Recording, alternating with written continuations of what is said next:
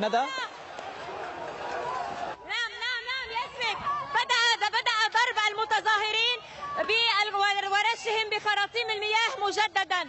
القوى الأمنية وشرطة مكافحة الشغب بدأت تضرب المتظاهرين وتنشقهم بخراطيم المياه. هنا في ساحة رياض الصلح أحضروا العوائق الحديدية المتظاهرين للفصل بالعوائق الحديدية بينهم وبين شرطة مكافحة الشغب.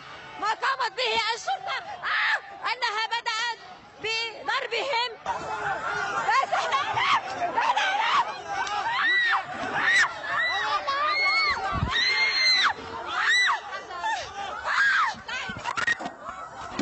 ندى، نرجو عليك توقي الحيطة والحذر في هذه الظروف. شو بدك؟ خدها يا خي، خدها خلص. زميلة ندى، أنت معنا؟